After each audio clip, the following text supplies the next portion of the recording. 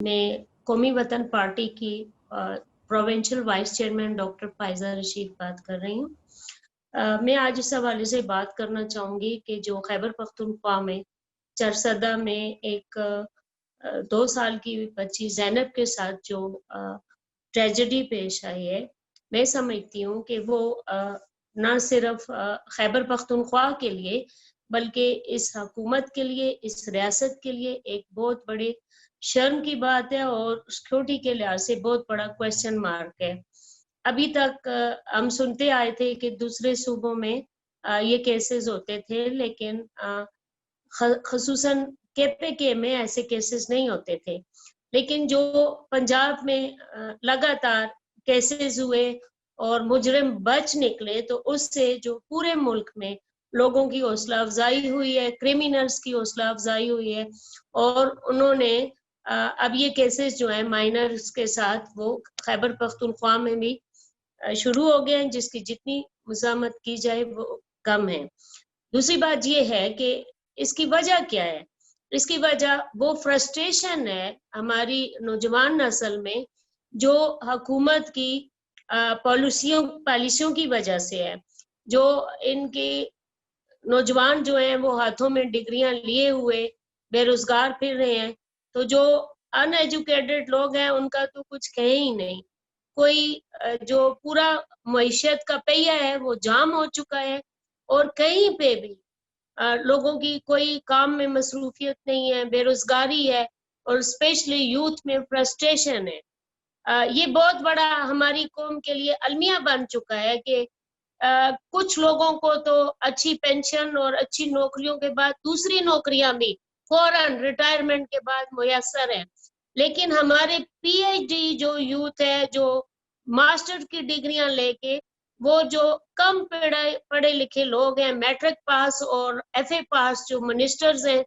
उनके पास चक्रे लगा लगा के बहुत से नौजवान जो हैं वो खुदकशियां करने पे मजबूर हैं। बहुत से जो हैं वो क्रिमिनलिटी की तरफ निकल जाते हैं, बहुत से जो हैं वो एडिक्ट हो जाते हैं। तो मैं समझती हूँ कि रियासत जो कहा जाता है कि रियासत माँ की तरह होती है,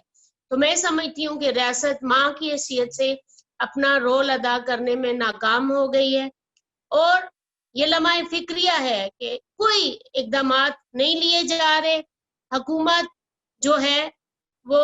बहुत से इदारों को जो कहती है कि हम सारे इदारे हमारे साथ एक पेज में है, मतलब ये है कि एक पेज में होने का यही मतलब है कि आप लोग सिर्फ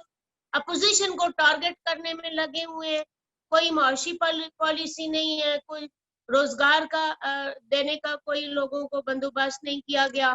जो हमारा तालीमी स्ट्रक्चर है स्पेशली वो तबाह हो करके रह गया है और जितने भी ईटा वगैरह के एग्जाम्स हैं उनमें लाखों की रिश्वतें चल रही हैं। इसके बावजूद प्रोफेशनल कॉलेजेस में जो है नौजवान नस्ल जो इतने अच्छे मार्क्स लेके भी आती है उनको एडमिशन नहीं मिलते। तो ये सारी चीजें जो है वो नौजवान नस्ल को बेरारवी की तरफ लेके जाती है। मैं कौमी वतन पार्टी की तरफ से बहुत ज्यादा इसकी मजम्मत करती हूँ और जो हुकूमत है वो होश के नाखन ले। हमारे जो प्रोविंशियल चेयरमैन है सिकंदर हयात शेरपाव साहब, वो जो बच्ची है उसके घर में भी गए, उनके वालिदैन से उन्होंने हमदर्दी का इजहार भी किया। लेकिन मैं समझती हूँ कि जब तक सरेआम सजाएं नहीं दी जाएंगी इन कल्प्रिट्स को, मैं समझती हूँ कि ये जराइम इसी तरह बढ़ते रहेंगे। अब पिछले दिनों भी आपने सुना होगा कि कोर्ट ने जो है वो जो क्रिमिनल था उसको बाइज्जत बरी किया, तो वो बच्ची के वालिद ने कोर्ट के अंदर ही उसको गोली मार दी। तो जब हुकूमत और रियासत अवाम को जो इंसाफ देने में नाकाम हो गई, तो फिर यही लगता है कि अवाम जो है वो खुद इंसाफ करने शुरू कर देगी। और मैं समझती हूँ कि फिर एक जो अमूमन कहते हैं जंगल में भी कानून होता है, लेकिन ये है कि जंगल में भी कुछ कवायद होते हैं। हमारा जो मुआशरा है वो उस चीज से भी, जंगल से भी निकल चुका है। इसका कोई कानून नहीं है, जिसकी लाठी उसकी भैंस है। जो पावरफुल लोग हैं उनको सब माफ है, चंद मखसूस लोग हैं जिनको सब कुछ माफ है, और जो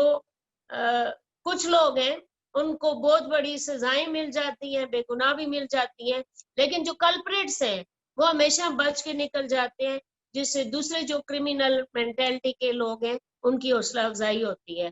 تو میں قومی وطن پارٹی کی پلیٹ فارم سے اس کی مذمت کرتی ہوں, اور میں امید کرتی ہوں کہ جتنے بھی ہمارے لا میکرز ہیں جو پارلیمنٹس میں بیٹھے ہوئے ہیں وہ اس کے لیے کوئی قانون بنائیں گے, اور قانون صرف نہیں بنائیں گے, اس پہ قانون کی جو پریکٹیکل اپلیکیشن ہے اس پہ بھی توجہ دیں گے, کیونکہ بلیک اینڈ وائٹ کاغذات تو بہت ہیں لیکن کسی بھی قانون پہ کسی قسم کا عمل نہیں ہو رہا, اور ایک پورا معاشرہ ایک فرسٹریشن کا شکار ہے,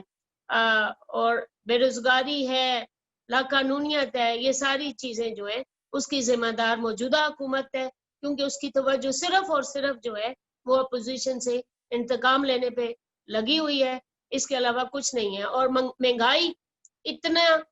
کا گھوڑا اتنا سرکش ہو چکا ہے کہ لوگ جو ہیں وہ خودکشیاں کرنے پہ مجبور ہیں, اور دواؤں کی قیمت خاص طور پہ لائف سیونگ ڈرگز کی پرائسز اتنی زیادہ ہو چکی ہیں کہ غریب آٹا پورا نہیں کر سک رہا, پیٹ بھر نہیں سک رہا, وہ دوائی کیسے لے گا. تو اس کا مطلب یہی ہے, جو یہ نیازی نے پہلے نعرہ لگایا تھا کہ میں غربت کو ختم کروں گا, تو اب مجھے سمجھ آ رہی ہے کہ اس نے اسی طرح غربت کو ختم کرنے کا فیصلہ کیا کہ جب غریب خودکشیاں کر کے مر جائے گا تو غربت ختم ہو جائے گی. یہی ان کی پالیسی ہے نیازی حکومت کی, اور انہیں اس پہ شرم آنی چاہیے.